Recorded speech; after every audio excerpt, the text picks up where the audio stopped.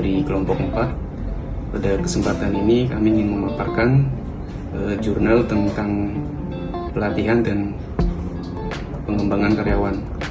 Dari kelompok kami sendiri terdiri dari saya sendiri, Abdi Syafif Yamani, ada Mas Anoval Jaki Ramadan, kemudian ada Mas Heru Sentosa, dan ada Mbak Vidian Milasari.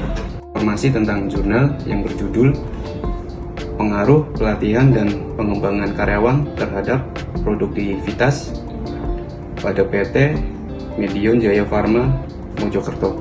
Halaman ini terdiri dari 9 halaman, dibuat pada tahun 2020, ditulis sendiri oleh Saudara Rizky Mutakin.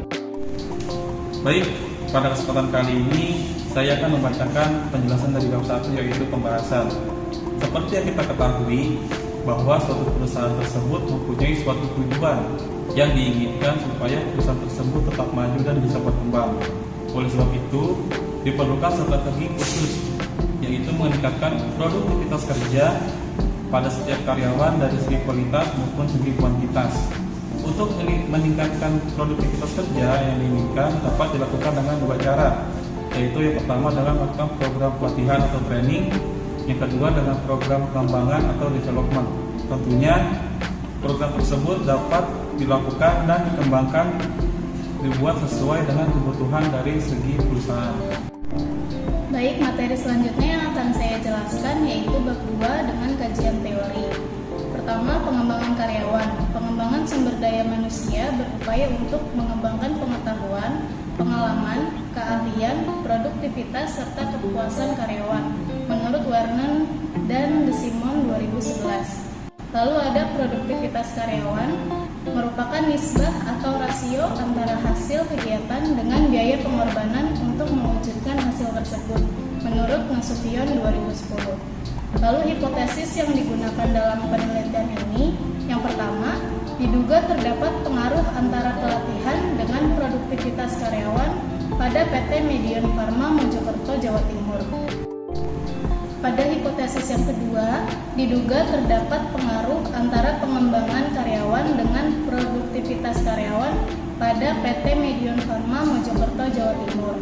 Lalu metode penelitian yang digunakan yaitu dengan metode kuantitatif, memakai data penelitian berupa angka-angka dan analisis statistik. Yang kedua, lokasi penelitian di PT Medion Farma Jaya Mojokerto. Lalu ada subjek penelitian adalah karyawan bagian operasional PT Medion Farma Jaya Mojokerto sejumlah 50 karyawan.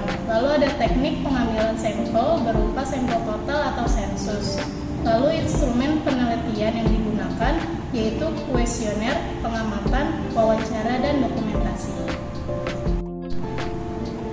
Baik, saya lanjutkan untuk bab 3 kesimpulan. Yang pertama yaitu pelatihan atau training tidak memiliki pengaruh terhadap produktivitas karyawan atau employee productivity PT Medion Jaya Farma. Hal tersebut menunjukkan bahwa meskipun pelatihan yang diberikan oleh perusahaan sudah sesuai dengan apa yang diberikan kepada karyawan, namun belum mampu memberikan dampak yang signifikan terhadap produktivitas karyawan. Yang kedua, pengembangan karyawan atau employee development memiliki pengaruh terhadap produktivitas karyawan. Hal ini berarti bahwa semakin baik pengembangan karyawan, maka semakin baik juga produktivitas karyawan pada PT Medion Jaya Farma dan sebaliknya. Baik, sekian pemaparan presentasi jurnal dari kelompok 4. Assalamualaikum warahmatullahi wabarakatuh.